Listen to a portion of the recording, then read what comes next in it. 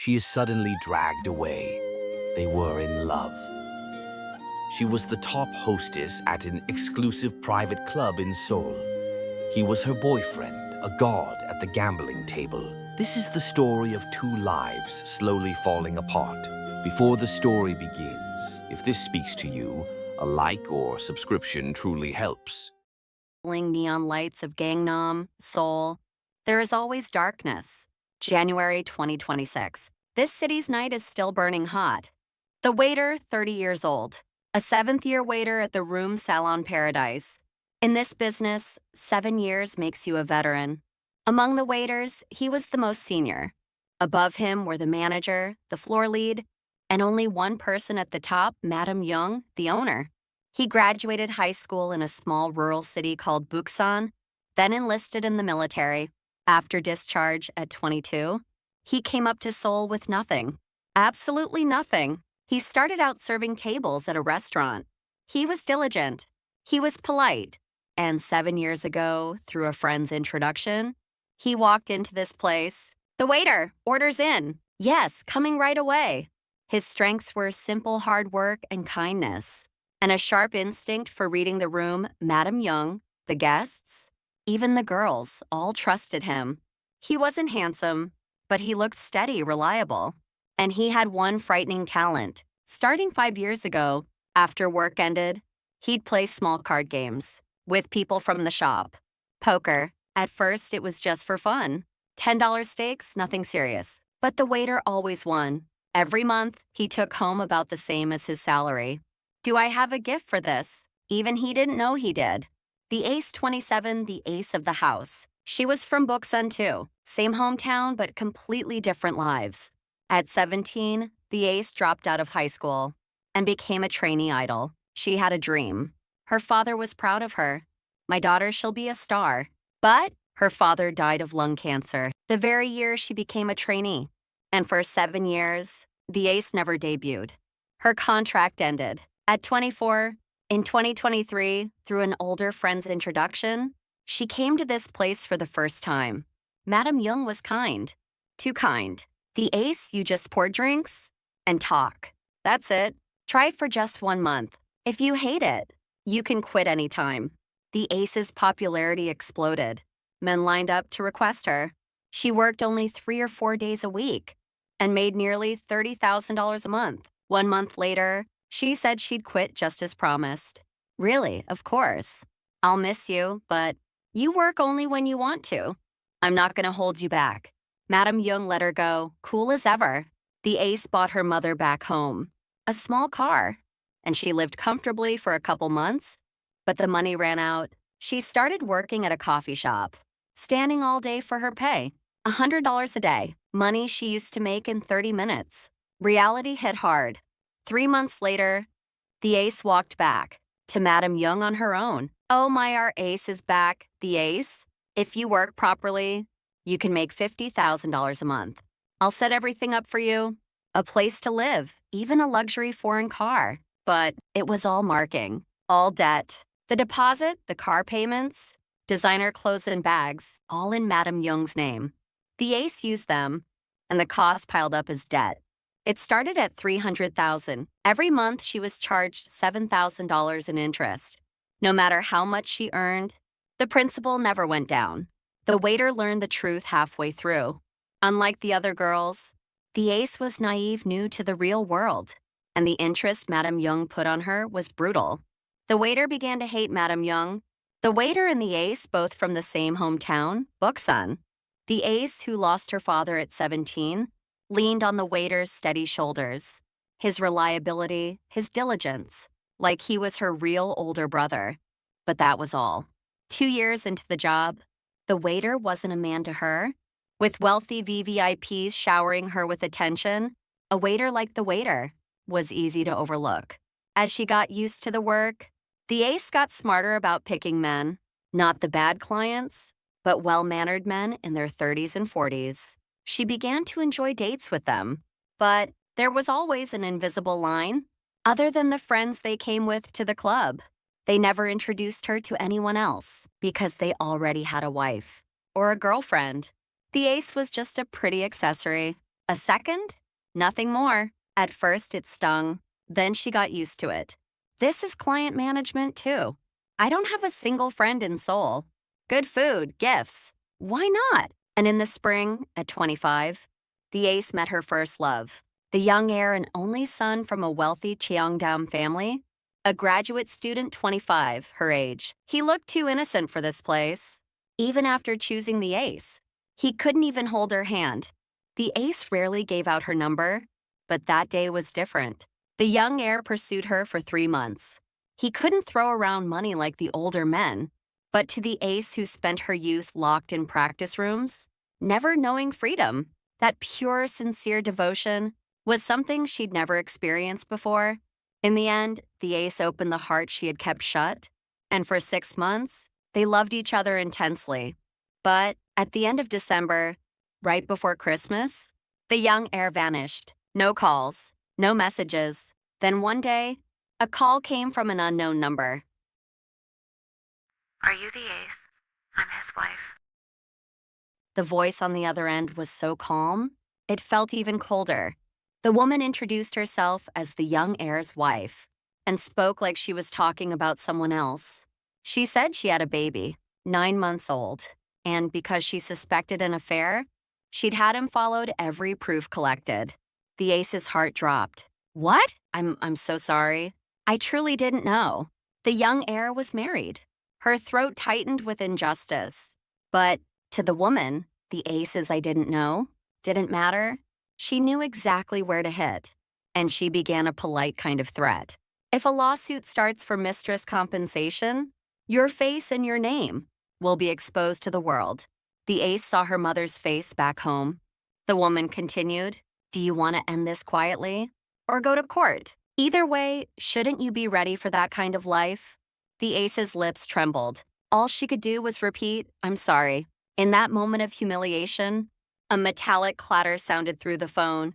The woman was preparing the final blow. Oh, my husband has something to say. Hold on. And then, the young heir spoke, dry and cold. Hey, the ace. It's the young heir. I'm saying this one last time. I never liked you. You were just something I had for a while. A toy. I'm bored now, so don't contact me. The ace collapsed where she stood. Her knees buckled. Her world fell apart. During the year-end rush, the ace didn't show up for over a week. Worried, Madame Young sent the waiter to the ace's home. She lay on the bed like a corpse. No one knew how many days she'd gone without food. The room stank of alcohol. The waiter asked, the ace, are you okay? What happened? Was it because of the young heir? The ace didn't answer. Then her phone on the table started to buzz. An unknown number. When the ace didn't move, the waiter checked the screen. The ace, it's the young heir. I'm really sorry. That day, my wife made me say it. I had no choice. It's you, only you. You're the one I love. I'm filing for divorce. Please unblock me. You're my last love. I'll clean it up fast and come to you. Please call me, the waiter asked calmly. Did you break up with the young heir? He seemed like a good guy. What happened? The ace just cried, saying nothing. And in the spring of 2025, the ace, 26.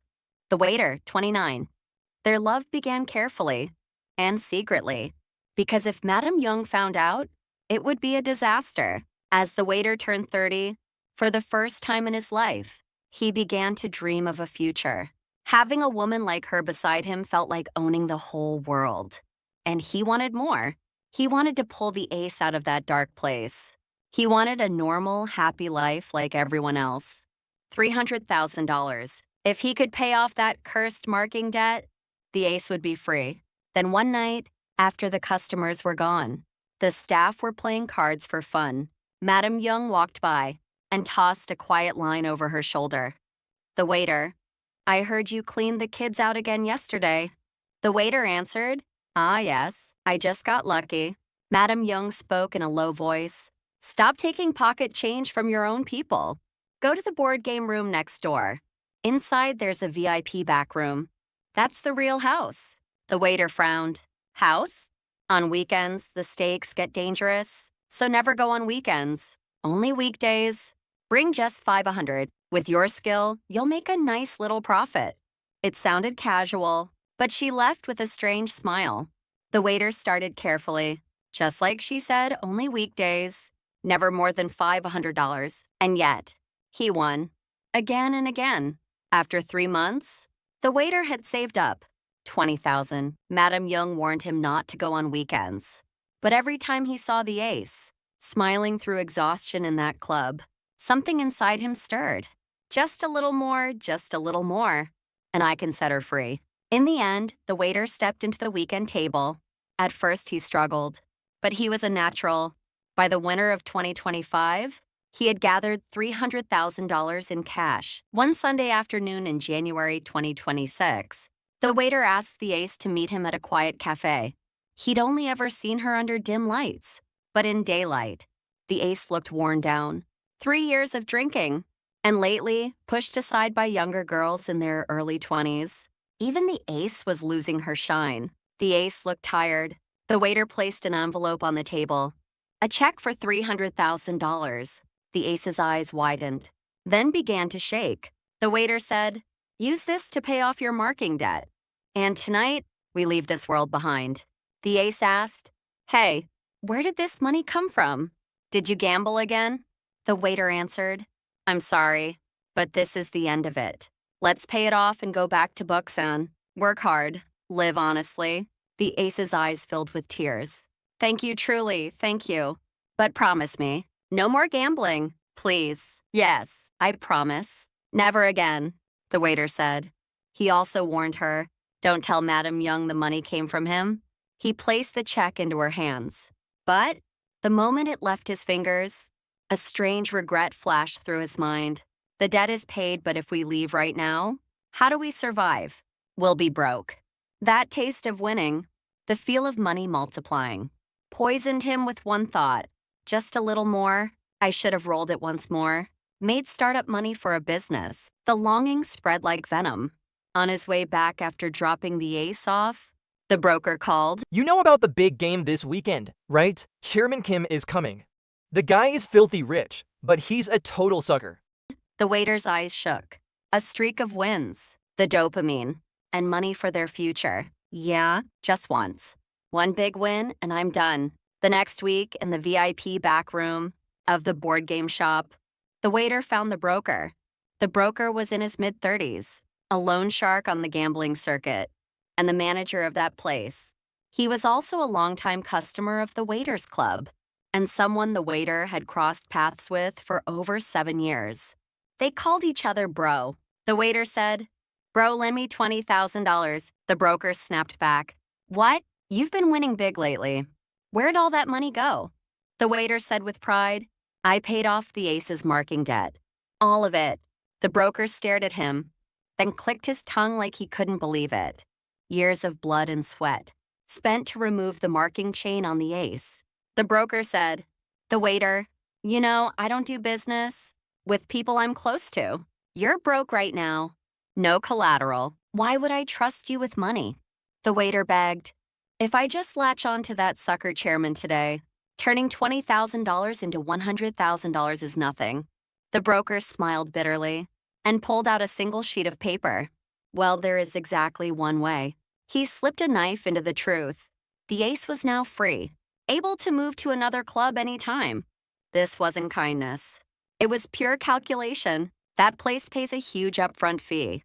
If I call it an introduction fee, I can secure my $3,000 for sure.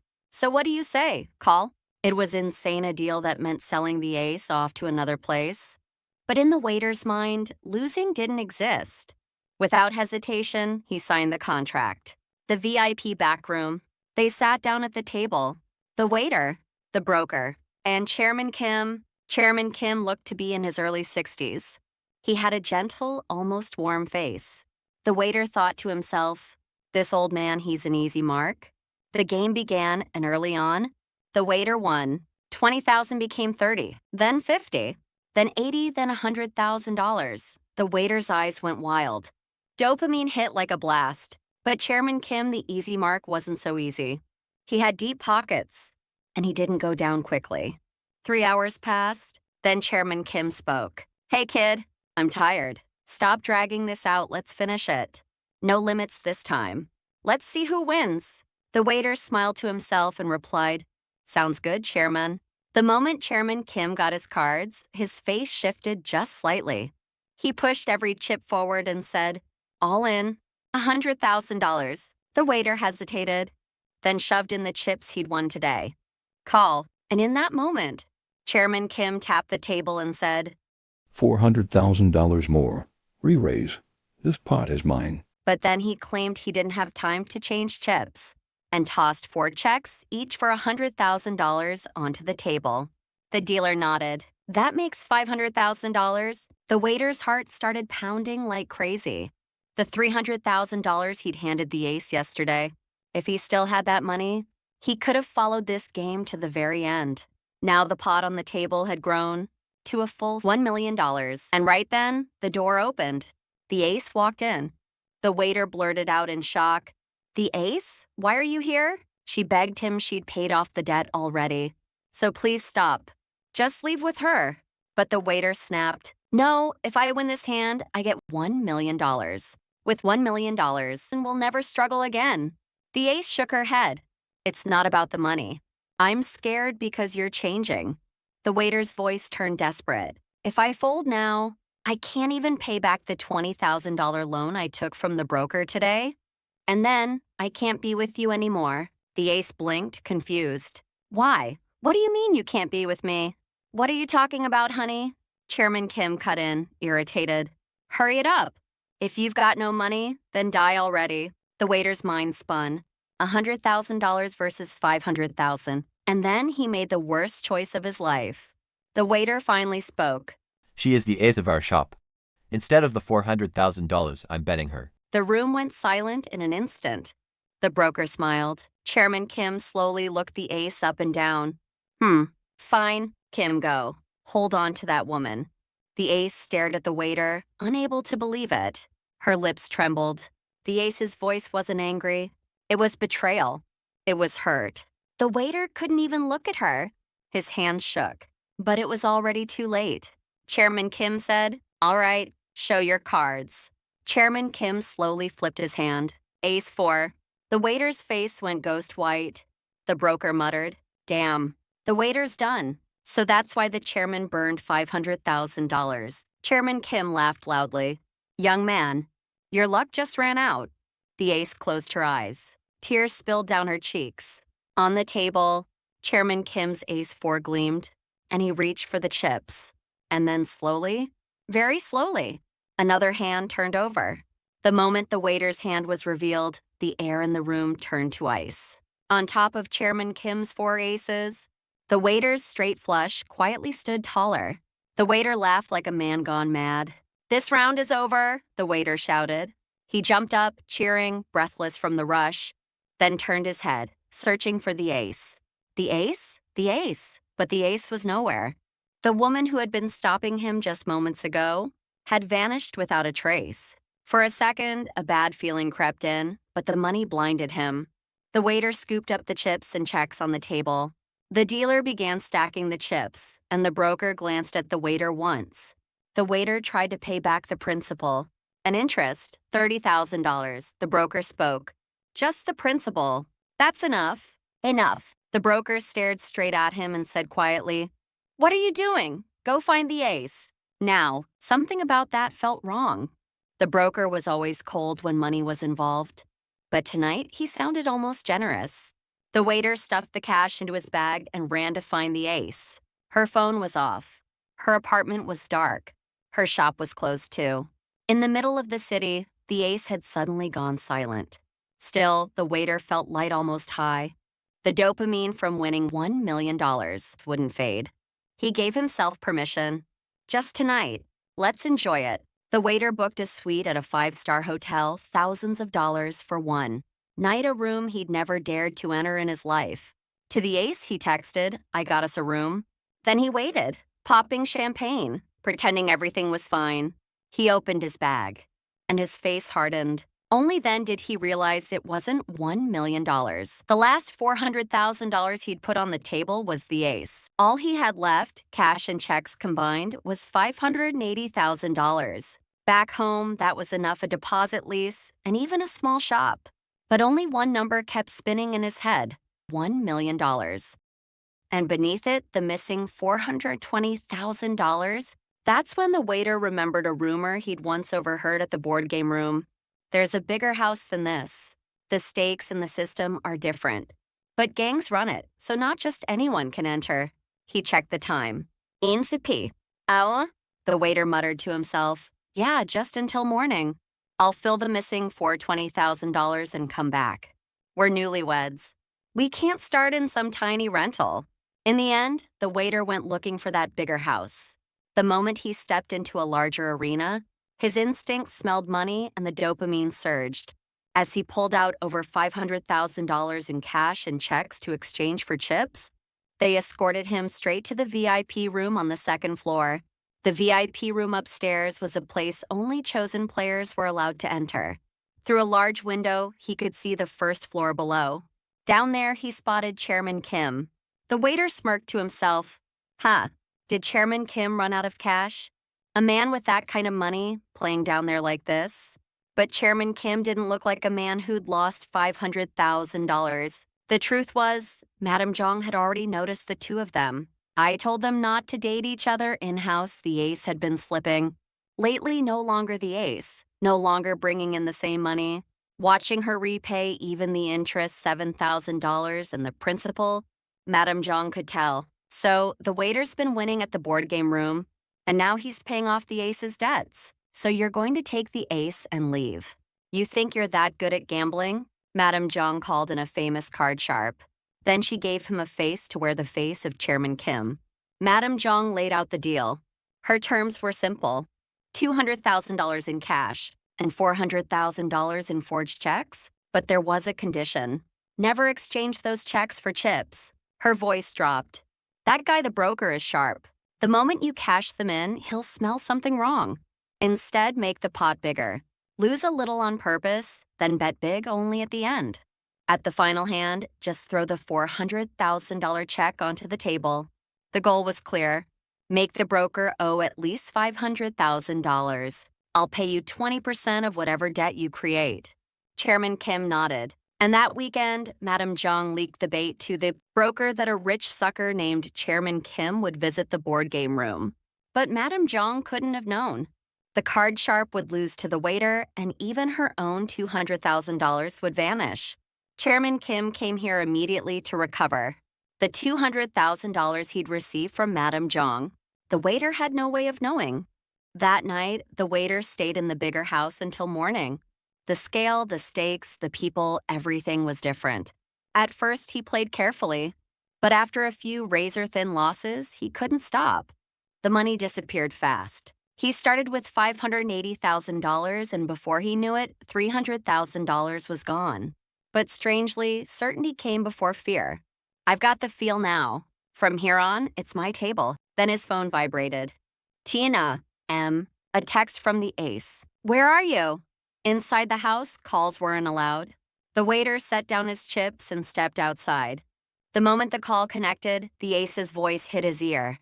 Honey, we need to talk. Come right now. Short, firm. The waiter hesitated, then convinced himself, it's just getting good. I'll go for a second and come back. My money isn't going anywhere. And with that, he left the house. He sprinted back to the board game room. When he opened the door, the ace and the broker were already there. On the table, the contract the waiter had signed the night before. The air was heavy. The ace asked, Appa, what is this? The moment the waiter saw it, he shouted at the broker, Hey, you bastard, why would you show her that? Do you have no decency? The broker let out a long sigh. Days earlier, after being dumped by the young heir, the ace had stumbled out of the shop, barely functioning. That day, the broker came in as a customer. Seeing her pale face, he asked what was wrong, and with alcohol in her system, the ace told him everything. That she'd met him without knowing he was married. That she could be sued as the other woman. And that the fear and betrayal were crushing her. That same day, the broker investigated the family. The young heir's father had money and status. More than anything, he lived for appearances. The broker smelled money and went to see him in person. His voice was calm. No threats, No shouting. Your son deceived my younger sister, a regular college student. We have plenty of chat evidence. Now his wife found out and is talking about lawsuits, destroying a person's life. Only then did the young heir's father's face tighten. He was hearing this for the first time. He thought of the first grandchild whose first birthday party was coming soon, and the daughter-in-law who still called every morning like nothing was wrong. A long silence, then a low voice. How much do you want? The broker lowered his head. If you want this buried forever, you'll need to pay that price. With lawyers between them, papers and pledges were exchanged. $1 million. The broker returned with $1 million. He'd extracted from the young heir's father. At first, he planned to give the ace $700,000, keep $300,000 for himself, and be done.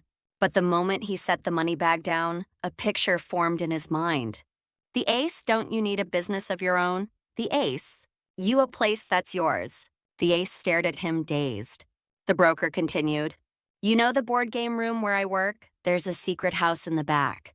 The income is pretty sweet. He chuckled under his breath. But the owner's a coward. He's scared of getting raided. And he's already made enough. He's putting the place up for $1 million. Let's buy it. You won't have to do anything.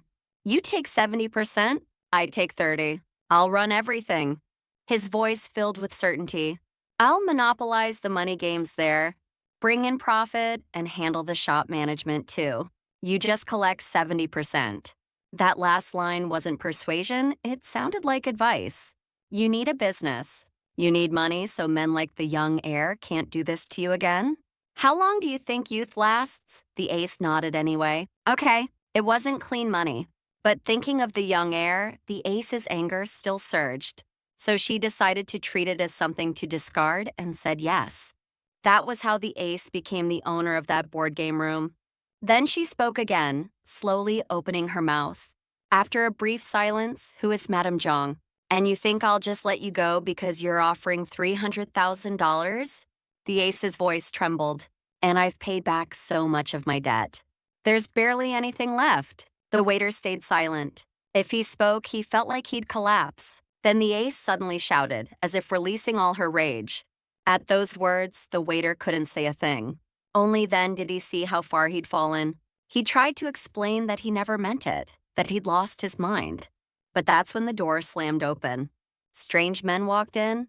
Before the ace or the broker could stop them, they grabbed the waiter and dragged him out. The moment they pulled him away, the ace didn't hesitate. She called the police immediately. A moment later, it was a checkpoint. The gangsters spoke calmly. We're a liquor supplier. This guy tried to pay with forged checks, so we were taking him to talk. The police pulled the waiter out. Open your bag. Right there, 3 checks were found inside. The officer examined them. All of them were fake. The questioning was relentless. Possessing forged checks was a serious crime. If he didn't reveal the source, the entire crime would fall on the waiter, the one carrying them. The waiter bit his lip. His mind ran through the math. What if he told the truth? What if he said he won them at the board game room?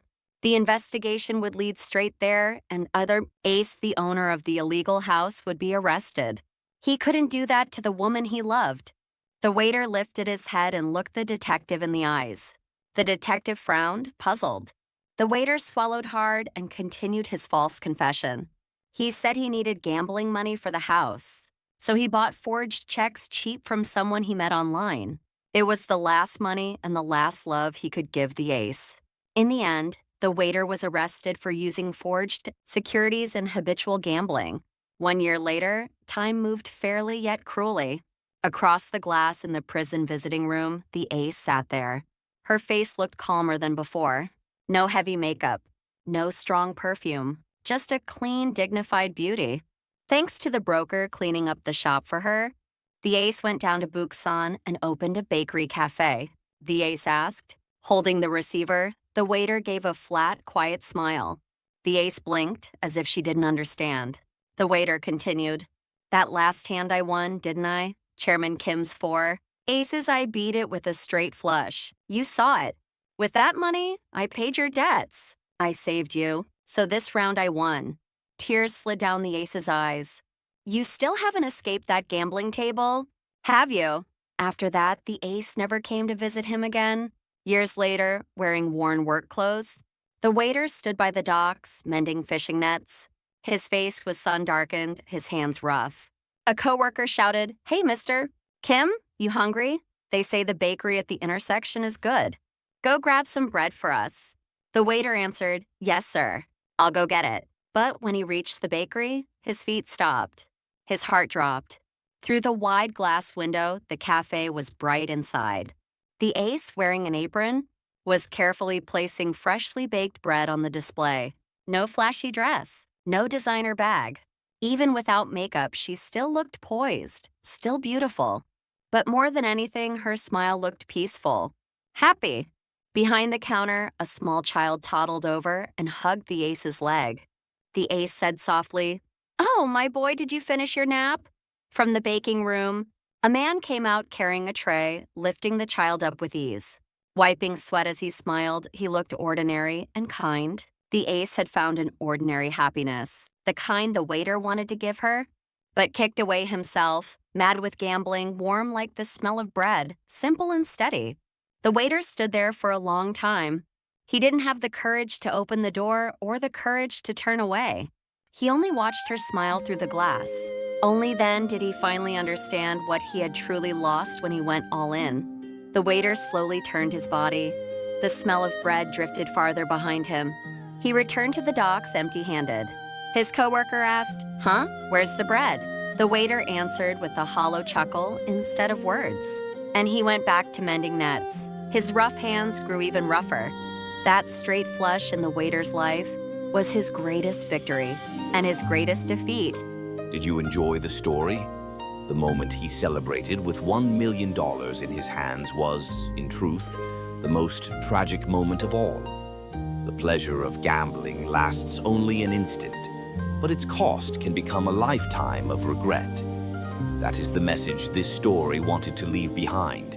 If this story stayed with you, please like and subscribe. It truly helps keep these stories alive.